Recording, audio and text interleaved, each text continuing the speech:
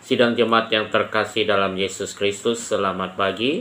Mari kita membaca firman Tuhan di dalam 2 Korintus pasal yang ke-12 ayat 1 sampai ayat yang ke-10. Mari kita berdoa.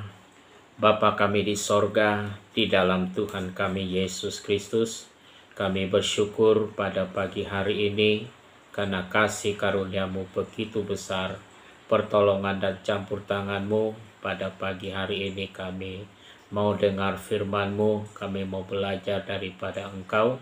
Tutup bungkus kami dengan kuasa darah-Mu, berfirmanlah di dalam Yesus. Amin.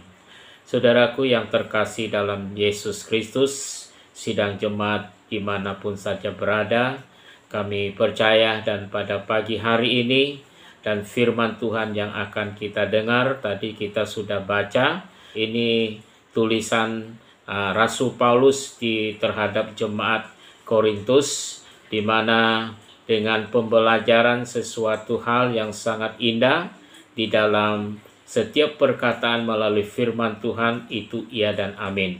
Melalui firman-Nya, kerinduan hati Tuhan adalah agar kita bertumbuh dalam rohani kita semakin serupa Kristus Yesus, sehingga dengan kekuatan daripada Tuhan semua itu kita lewati. Yang Tuhan berkenankan dalam kesulitan itu mengajar mendidik kita supaya kita dalam rohani kita serupa dengan Kristus. Saudaraku yang terkasih, kita akan melihat dengan suatu kefaedaan atau kegunaan dalam suatu proses kita mengalami kesulitan dalam hidup yang berintegritas itu.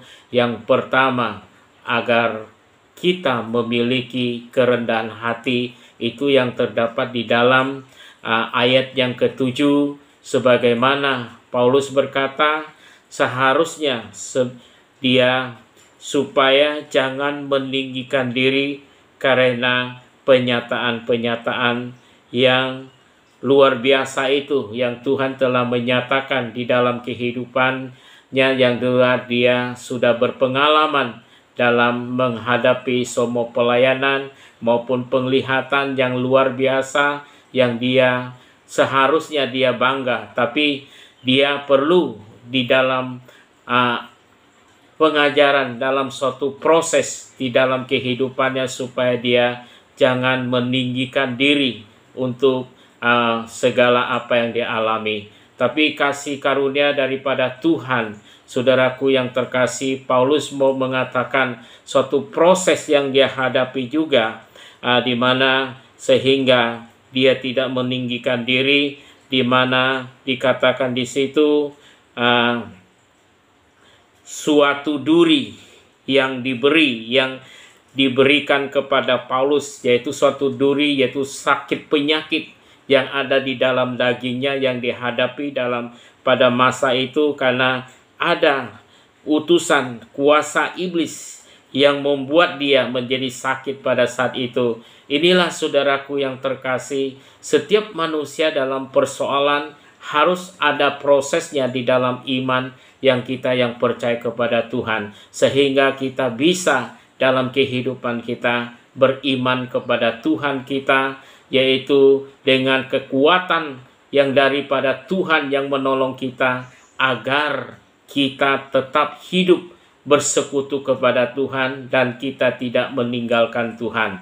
Saudaraku yang terkasih, yang kedua juga kita melihat, yaitu agar kita memiliki kesabaran.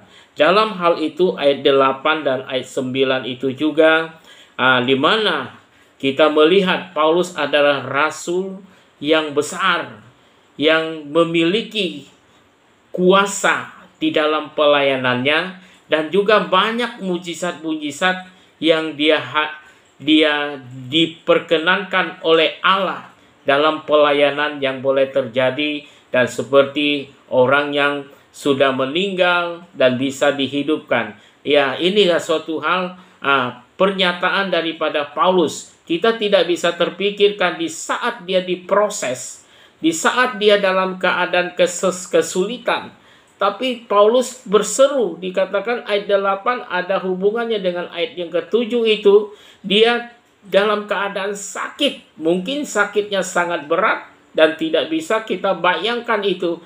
Maka saudaraku yang terkasih, dalam hal itu dikatakan ayat 8 itu dengan dikatakan, aku sudah 3 kali berseru kepada Tuhan. Ini membuktikan Paulus berdoa untuk dirinya sendiri. Dia sudah 3 kali berdoa kepada Tuhan. Tapi saat itu tidak ada yang terjadi suatu kuasa. Padahal dia dipakai oleh Tuhan dengan luar biasa. Oleh Tuhan dengan luar biasa, yang Tuhan mau memakai dia dalam memberitakan Injil. Tuhan mau memakai dia setiap apapun yang dia hadapi. Tuhan selalu menolong dia. Tapi kali ini, dalam keadaan duri yang ada di dalam dagingnya, yaitu ada sakit penyakit dalam dagingnya, dalam keadaan tubuh jasmani yang tidak sehat, seperti kita saat ini. Kita sangat membutuhkan Tuhan, bukan? Kita banyak berdoa kepada Tuhan, bukan? Kenapa itu penyakit tidak bisa hilang? Maka saudaraku yang terkasih, seperti suatu pelajaran ini di dalam Rasul Paulus yang menghadapi hal ini. Bagaimana dia begitu sabar menantikan kuasa Allah yang bekerja. Dia berdoa sampai 3 kali kepada Tuhan supaya iblis itu mundur. Tapi iblis itu tidak mundur-mundur. Dan dia sabar menantikan apa yang dinantikan, yaitu jawaban daripada Tuhan. Yaitu ayat ke-9.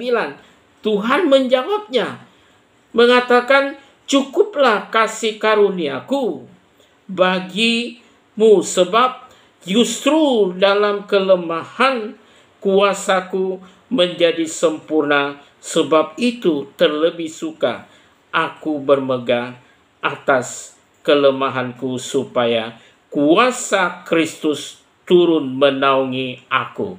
Puji Tuhan saudaraku yang terkasih, dengan ada kesabaran bagaimana Paulus menghadap hadirat Tuhan. Tuhan memberikan jawaban yang luar biasa, katanya, cukuplah, jawaban Tuhan, cukuplah bagimu kasih karuniaku yang dia dapatkan. Sehingga dari kelemahanmu lah, saudaraku yang terkasih, kita coba melihat dalam diri kita. Cukuplah kasih karunia daripadamu, supaya kita dapat disembuhkan. Kita dapat mendapatkan kasih karunia Tuhan. Sehingga dalam kelemahan organ tubuh jasmani kita ini, bukan kita tidak memerlukan kesembuhan. Memang kesembuhan itu memang terjadi dalam kasih karunia Tuhan dalam suatu proses. Sehingga kita sabar. Kita punya rendah hati menghadap hadirat Tuhan. Kita tidak menjadi orang yang sombong. Kita tidak menjadi orang-orang yang bercekak pinggang. Oh Tuhan, terima kasih betapa jawabanmu begitu praktis, begitu baik dan luar biasa. Dalam keadaan lemah tubuh jasmani, di dalam roh kita bersandar kepada Tuhan. Ada kekuatan baru dari kelemahan tubuh jasmani kita lah.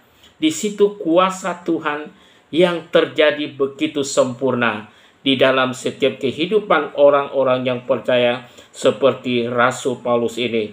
Sehingga benar-benar kuasa Kristus turun menaungi kehidupan kita dan keluarga kita di saat-saat ini. Kita sangat-sangat membutuhkan Tuhan. Terakhir, yang ketiga, yaitu agar kita juga tahu diri. Ini saudaraku, agar kita tahu diri.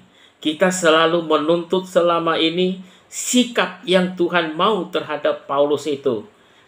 Tapi dia sadar, Paulus itu menyadari seperti ayat yang ke-10 ini, yang luar biasa. Gimana dia harus menghadapi hal itu.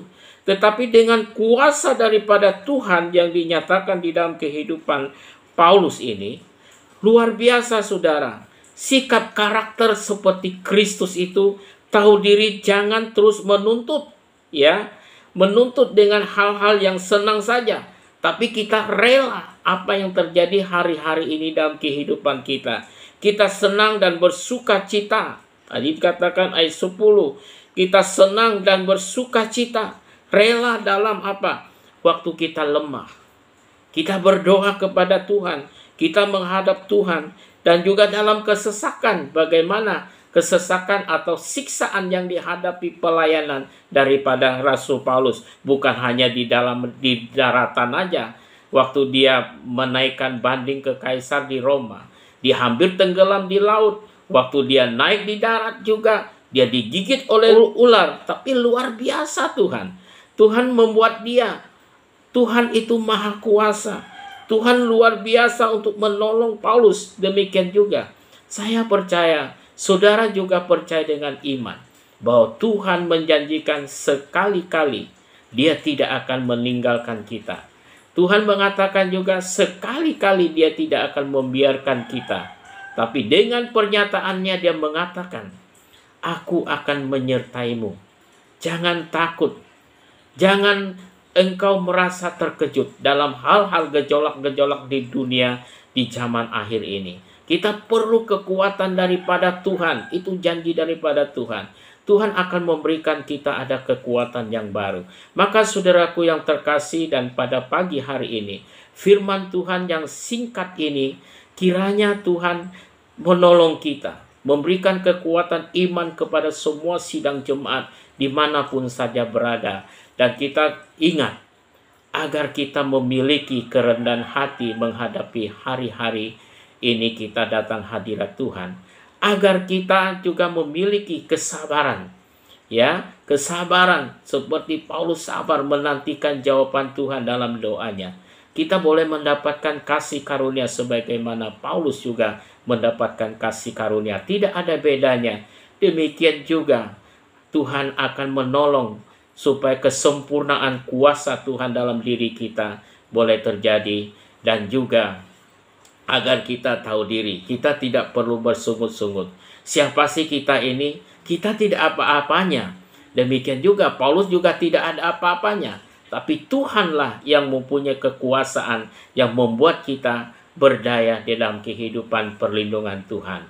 Mari kita berdoa. Bapa kami di sorga, Engkau berkati firman-Mu, semua sidang jemaat-Mu pada pagi hari ini yang sudah mendengar dan semua di rumah. Tuhan melindungi dan berikan kekuatan kesehatan hari ini memerlukan pertolongan-Mu. Tuhan terima kasih. Tuhan terima kasih. Hamba-Mu berdoa di dalam Tuhan Yesus. Haleluya. Amin.